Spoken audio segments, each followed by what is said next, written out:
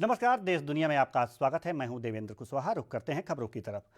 दुनिया वैश्विक महामारी कोरोना के कहर से लगातार जूझ रही है। इस वायरस से मरने वालों की संख्या 2,98,000 से ज्यादा हो गई है और संक्रमितों की संख्या 44,29,000 से ज्यादा हो गई है, जबकि 16,58,000 से ज्यादा लोगों ने कोरोना को मात दी है। दुनिया में सबसे ज्यादा प्रभावित देश अमेरिका में मृतकों की संख्या 85,000 को पार कर गई है और 14,30,000 से ज्यादा लोग संक्रमित हैं। बात करें पाकिस्तान की, तो पाकिस्तान में पिछले 24 घंटे में 1,452 नए मामले सामने आए हैं। इसके बाद पाक में संक्रमित मरीजों की कुल संख्या 35,788 हो गई है। वहीं 33 लोगों की मौत के बाद देश भर में मृतकों की संख्या 770 हो गई।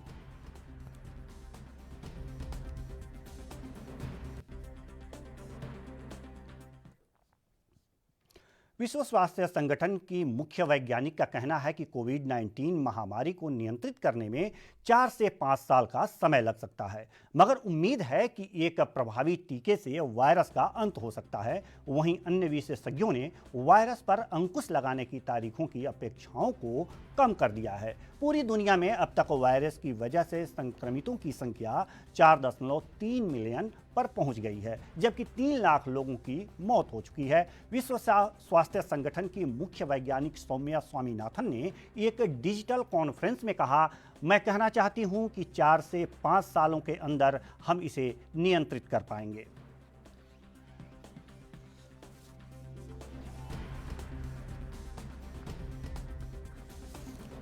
तो विश्व स्वास्थ्य संगठन की मुख्य वैज्ञानिक का कहना है कि कोविड-19 महामारी को नियंत्रित करने में 4 से 5 साल का समय लग सकता है, मगर उम्मीद है कि एक प्रभावी टीके से वायरस का अंत हो सकता है। भगोड़े शराब कारोबारी विजय माल्या के भारत प्रत्यर्पण को लेकर ब्रिटेन की अदालत से झटका लगा है। ब्रिटेन की हाई कोर्ट ने माल्या को अपने प्रत्यर्पण के खिलाफ सुप्रीम कोर्ट में याचिका डालने से रोक दिया है। अब इस पर ब्रिटेन की सरकार अंतिम फैसला लेगी। सुनवाई से पहले माल्या ने एक बार फिर सरकार से अपने कर्ज की 100% राशि चुकाने के प्रस्ताव को स्वीकार करने और उसके खिलाफ मामला बंद करने को कहा है। वहीं माल्या ने सरकार की ओर से घोषित 20 लाख करोड़ रुपए के आर्थिक पैकेज की घोषणा पर बधाई दी।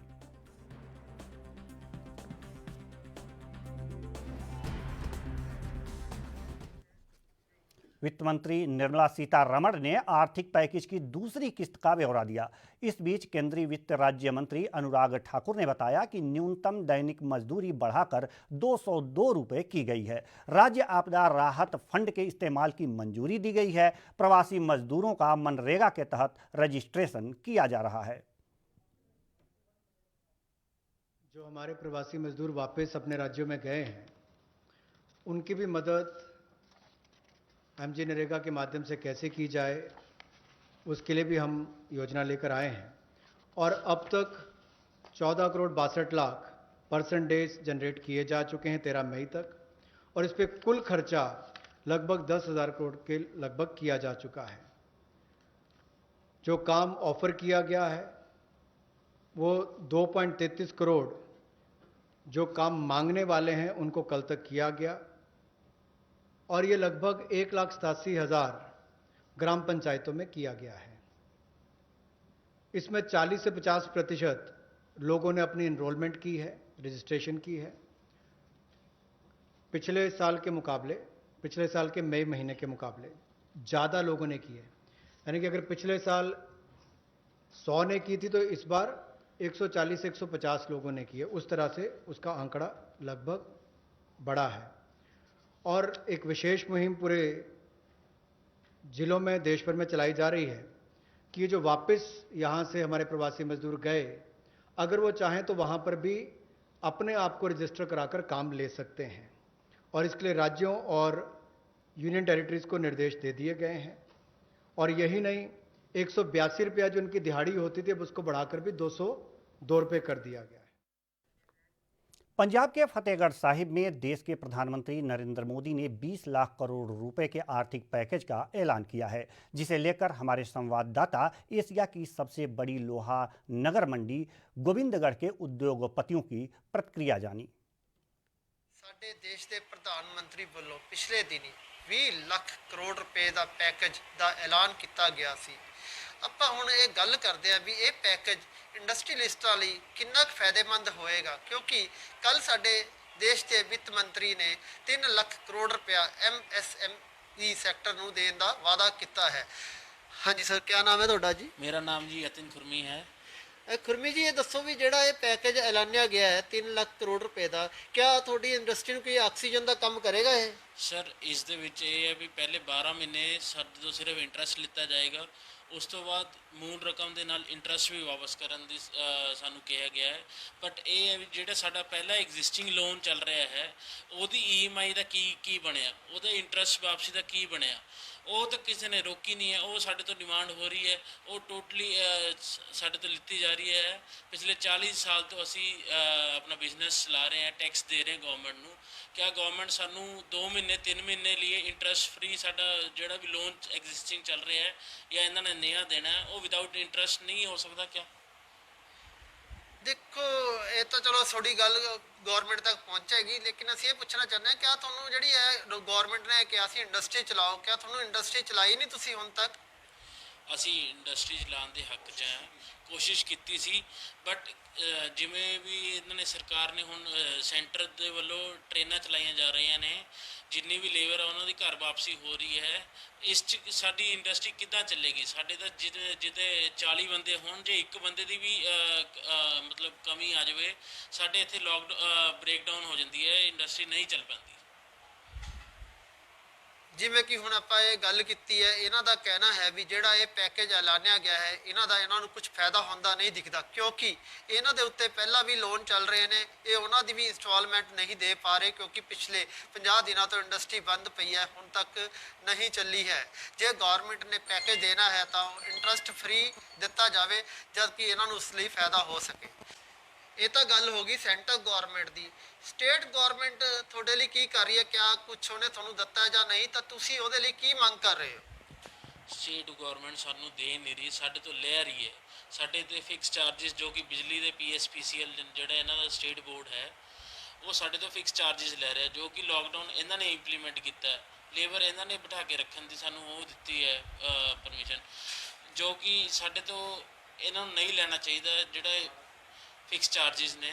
ਪਰ ਇਹ ਇਹਨਾਂ ਨੇ ਹੁਣ ਪਹਿਲਾਂ ਸਾਨੂੰ ਕਹਿਤਾ 10 ਦਿਨ ਜਦ ਲੋਕਡਾਊਨ ਹੋਇਆ ਉਸ ਤੋਂ 10 ਦਿਨ ਬਾਅਦ ਕਹਿਤਾ ਵੀ ਤੁਹਾਡੇ ਤੋਂ ਫਿਕਸ ਚਾਰजेस ਨਹੀਂ ਲਿੱਤੇ ਜਾਣਗੇ। ਪਰ ਹੁਣ ਜੋ ਕਿ 2-3 ਦਿਨ ਤੋਂ ਪਿਛਲੇ ਸਾਨੂੰ ਪਤਾ ਲੱਗਿਆ ਹੈ, ਇਹਨਾਂ ਨੇ ਆਪਣੀ ਗੱਲ ਤੋਂ ਹੀ U-turn ਲੈ ਲਿਆ ਹੈ। ਇਹ ਕਹਿ ਰਹੇ ਨੇ ਵੀ 10 ਤੋਂ 24 ਮਹੀਨੇ ਦੀ ਇੰਸਟਾਲਮੈਂਟ 'ਚ ਸਾਡੇ ਤੋਂ 2 ਮਹੀਨੇ ਦਾ ਜਿਹੜਾ ਫਿਕਸ ਚਾਰਜ ਉਹ ਲਿੱਤਾ ਜਾਵੇਗਾ। ਜਿਵੇਂ ਕਿ ਆਪਾਂ ਗੱਲ ਕਰੀਏ, ਇੰਡਸਟਰੀਅਲਿਸਟਾਂ ਦਾ ਕਹਿਣਾ ਹੈ ਕਿ ਜਿਹੜੇ ਫਿਕਸ ਚਾਰਜ ਨੇ ਉਹ ਮਾਫ ਕਰਨੇ ਬਹੁਤ ਜ਼ਰੂਰੀ ਸੀ, ਤੇ ਪੰਜਾਬ ਗਵਰਨਮੈਂਟ ਨੂੰ ਵੀ ਇਹਨਾਂ ਨੂੰ ਕੋਈ ਥੋੜੀ ਜਿਹੀ ਆਰਥਿਕ ਮਦਦ ਦੇਣੀ ਚਾਹੀਦੀ ਹੈ। ਪੰਜਾਬ ਗਵਰਨਮੈਂਟ ਨੂੰ ਚਾਹੀਦਾ ਕੁਛ ਨਾ ਕੁਛ ਇੰਡਸਟਰੀਅਲਿਸਟ ਨੂੰ ਦਵੇ। ANV ਨਿਊਜ਼, कृष्ण वर्मा, मंडी गोविंदगढ़। दिल्ली में केंद्रीय स्वास्थ्य मंत्री डॉक्टर हर्षवर्धन ने national centre for disease control यानी कोविड-19 टेस्ट लैब का दौरा किया और कोरोना वायरस की जांच करने वाले ऑटोमेटिक मशीन कोबास 6800 का उद्घाटन किया। इस मौके पर केंद्रीय मंत्री डॉक्टर हर्षवर्धन ने कहा कि भारत में एक लैब से शुरू करके ICMR और NCDC ने 500 से ऊपर लैब की क्षमता पैदा कर ली है। भारत में आज हमारे 2 मिलियन यानी कि 20 लाख टेस्ट पूरे होने वाले हैं। कल ही भारत में 90,000 से ज़्यादा टेस्ट हुए।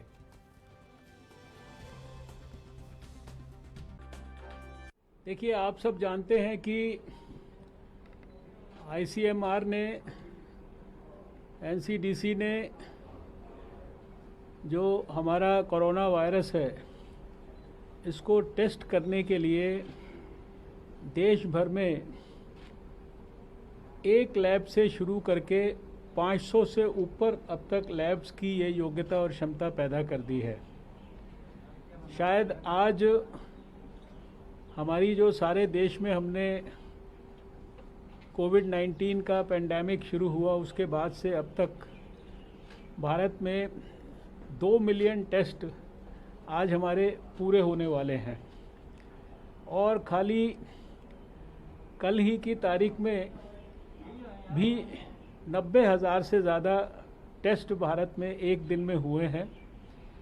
हमने यद्यपि कहा था कि 31 मई तक हम अपनी भारत की काबिलियत 1 लाख टेस्ट पर डे करने की करेंगे, लेकिन उससे बहुत पहले हम ये काबिलियत अपने देश की पैदा कर चुके हैं 2-3 दिन पहले। लेकिन आज मैं यहाँ पर NCDC में आया, जो ये हमारा national centre for disease control है। काफ़ी दिन से आप लोग भी सब, खासकर दिल्ली के अंदर लोग कहते थे कि दिल्ली में जितने केसेस हो रहे हैं और उसके लिए जो टेस्ट करने की आवश्यकता होती है, दिल्ली की जो पूरी कैपेसिटी है टेस्ट करने की, उससे ज़्यादा टेस्ट की ज़रूरत पड़ती है और उसके कारण कभी कभी टेस्ट की रिपोर्ट्स को आने में 1 दिन से भी ज़्यादा का समय लगता था।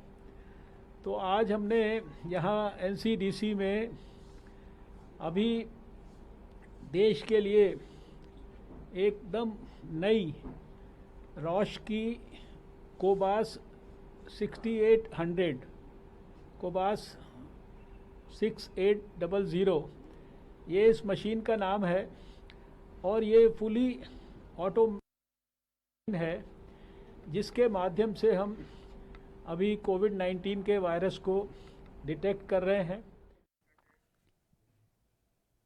बीजेपी नेता मनोज तिवारी ने शराब की दुकानों को लेकर दिल्ली के CM अरविंद केजरीवाल पर निशाना साधते हुए कहा है कि रेड जोन में शराब की दुकानें खोलने की इतनी जल्दी थी, लेकिन उनको 36,000 मीट्रिक टन राशन जो केंद्र सरकार ने भेजा था, उनमें से सिर्फ 63 मीट्रिक टन ही वो लोगों को दे पाई है। आप सोशल मीडिया पर लोगों के बयान सुन लीजिए तो पाएंगे कि जनता अपना बचाव चाहती है।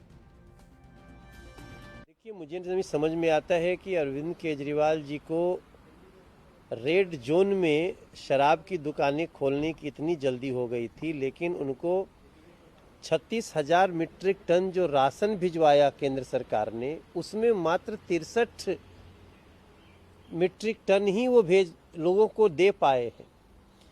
आज दिल्ली की जनता क्या चाहती है वो सर्वविदित है। एक बार आप सोशल मीडिया पे चले जाइए, एक बार लोगों की बयान कहीं देख लीजिए तो समझ में आता है कि दिल्ली की जनता भी अपना बचाव चाहती है, आंकड़ों का सही उद्घोषणा चाहती है।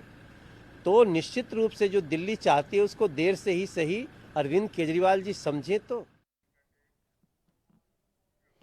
हरियाणा के गृह मंत्री अनिल विज ने सोशल डिस्टेंस को लेकर कानून बनाने की बात कही है। अनिल विज ने कहा है कि कोरोना जल्दी खत्म होने वाला नहीं है, हमें कोरोना के साथ जीने के नए कानून कायदे बनाने पड़ेंगे। लोगों को जब मौका मिलता है वे सोशल डिस्टेंसिंग का पालन नहीं करते हैं, मास्क नहीं पहनते हैं, उनके लिए कानूनी प्रावधान की जरूरत है। विज ने कहा कि जैसे सड़क के बाएं तरफ चलने का नियम है, वैसे ही 6 फीट की दूरी रखने का और मास्क पहनने के नियम बनाने पड़ेंगे। जो इसे नहीं मानेगा उसके लिए सजा और जुर्माने का प्रावधान रखना पड़ेगा। साथ ही विज ने पश्चिम बंगाल की मुख्यमंत्री ममता बनर्जी की ओर से PM राहत घोषणा को जीरो बताने पर तंज कसते हुए कहा है कि ममता को उनमें अपना प्रतिबिंब नजर आ रहा है और शायद उनको इकोनॉमिक्स की जानकारी नहीं है।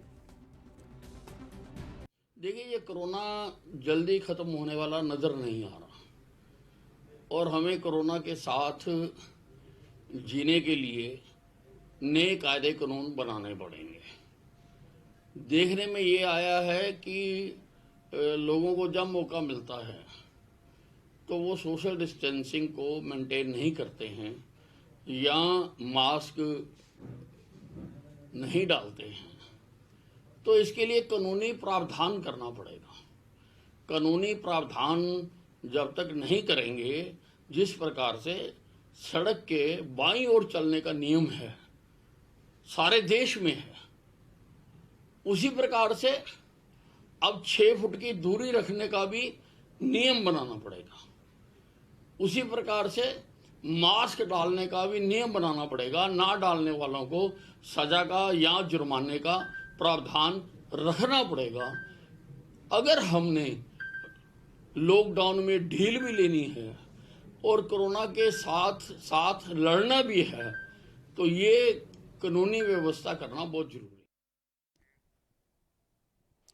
यूपी के लखनऊ में लॉकडाउन के चलते अपने 5वें संबोधन में पीएम मोदी ने वोकल फॉर लोकल यानी कि स्वदेशी वस्तुओं को ज़्यादा उपयोग करने का आह्वान किया है। इसी बीच उन्होंने कहा है कि लॉकडाउन में हमें एक बात समझ में आ गई है कि लोकल की ही मार्केट इस महामारी में हमारे काम आई है, यानी हमें स्वदेशी वस्तुओं का उपयोग ज़्यादा करना चाहिए और पूरे गर्व के साथ इनका प्रचार प्रसार भी करना चाहिए।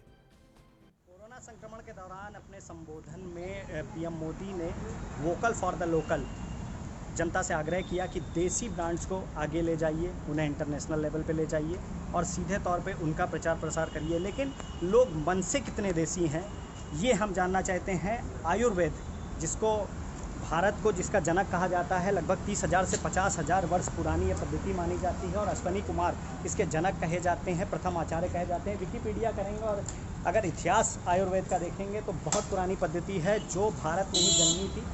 आज हम इस बारे में यहाँ जानेंगे। मिश्रा आयुर्वेदिक पर हम आए हैं कि लोग आखिर जो भारत का आयुर्वेदिक है इस पर कितना विश्वास करते हैं कंपैरिजन टू अंग्रेजी दवाइयों के मुकाबले।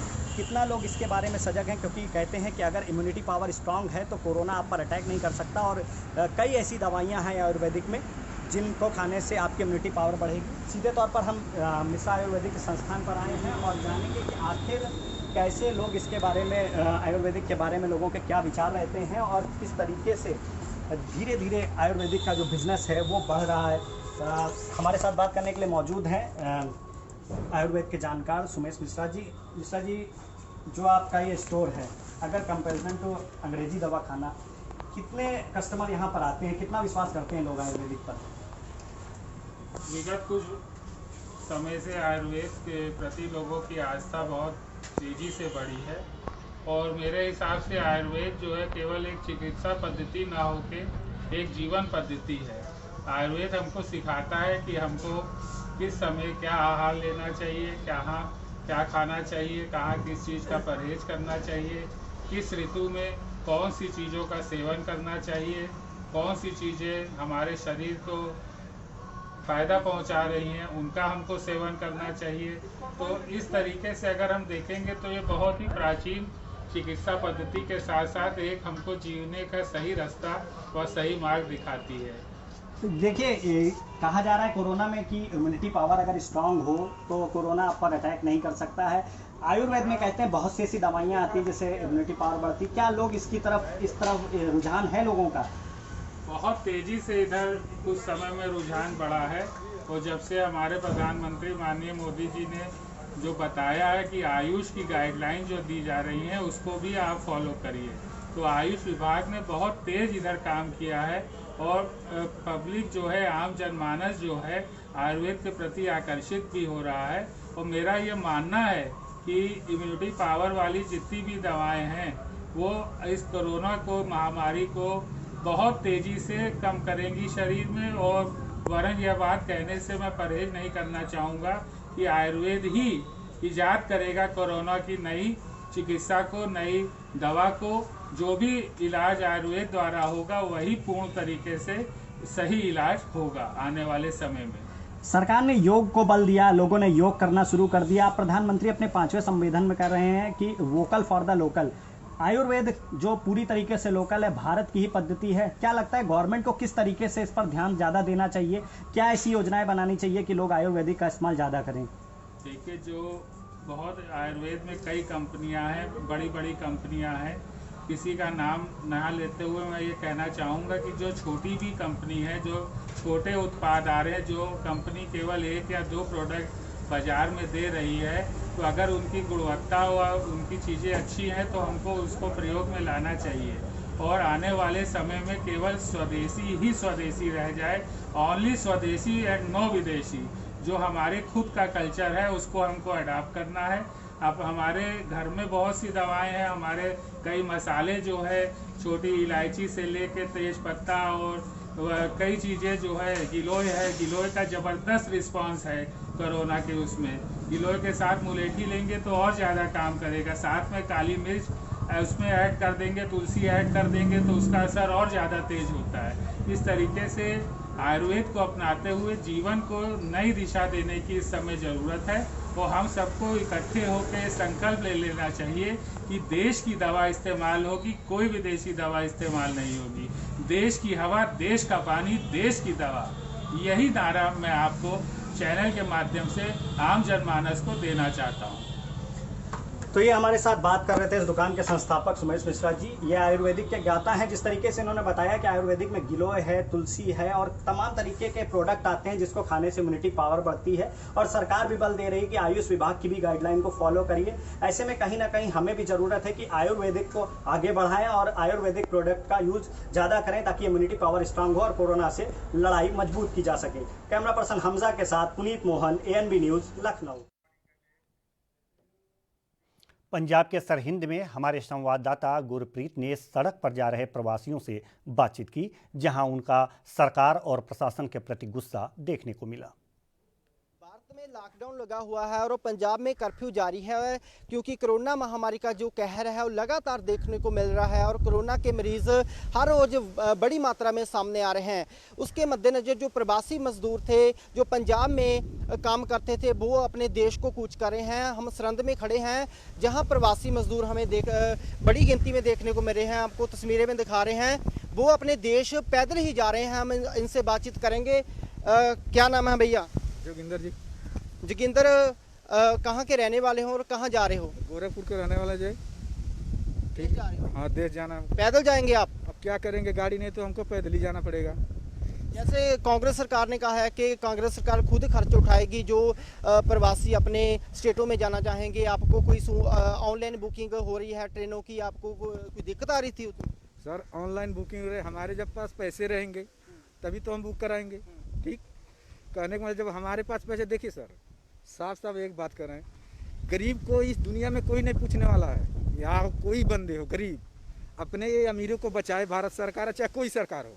ठीक, गरीबों को छोड़ दे मरने के लिए। ऐसे इनसे हम यही विनती करते हैं और कुछ नहीं बोलते हैं। गरीब अपना देख लेंगे रास्ता, और कोई नहीं इनसे। ये गरीबों को तो पूछने नहीं आते रोड पर। इनको कहोगे ऐसी गाड़ी में से निकल कर 2 किलोमीटर चले धूप में, अभी पता चल जाएगा क्या होती है।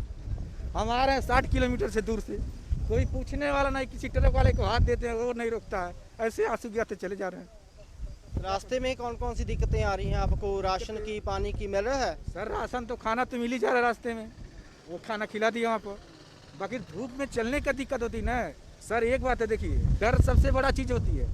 इनको अंदर डर हो गया, सबको अंदर। ठीक, कहने का मतलब कहीं अमेरिका ना बनने लगे भारत, तो हम लोग किसी अपने फैमिली से मिल नहीं पाएंगे, माँ बाप से किसी से नहीं मिल पाएंगे। यही डर समा गया कि अपने घर में चलो, मरना तो मर जाओ वहीं पे, और कोई बात नहीं। सर, उसके आगे कराली से सरंद पहुंचे, आपको रास्ते में कोई दिक्कत आई? पुलिस ने रोका आपको? हाँ सर, रोके थे, बिल्कुल रोके। वहाँ मतलब 12 बजे मैं पहुँचा था सर। वो हमें ले गए, कहें चलो गुरुद्वारा में खाना खाओ, तुम्हारा मैं हेल्प करूँगा। वो मेरे को वहाँ बैठा दिए, खाना रात में खाया, सुबह नाश्ता किया सर। फिर मैं गया पास बनवाने, ATM ने, पुलिस वाले ने वहाँ डंडा लेके खदेरे, कहें जहाँ गुरुद्वारा में जाइए। वहाँ से फिर हमें कोई साधन नहीं मिला सर, मैं पैदल चला आया सर। इसके आगे मैं कुछ नहीं कह सकता हूँ सर। आपके लिए धन्यवाद सर। कुछ प्रवासी मजदूर जिनका कहना है कि उनको ऑनलाइन टिकट के बारे में, बुकिंग के बारे में मालूम नहीं है, इसलिए वो पैदल ही अपने देश में जा रहे हैं और उनको जो खाने की दिक्कत है वो भी सामने आ रही है, इसीलिए वो अपने देश जाना चाहते हैं और ये पैदल ही अपने देश में जाएंगे। कैमरामैन देवेंद्र के साथ गुरप्रीत सिंह चट्ठा, ANB न्यूज़, फतेहगढ़ साहिब। प्रवासी मजदूरों के लिए मध्य प्रदेश शासन ने व्यवस्थाएं की हैं। इसी बीच ANB न्यूज ने लोगों के बीच जाकर खास पड़ताल की। आप भी देखिए।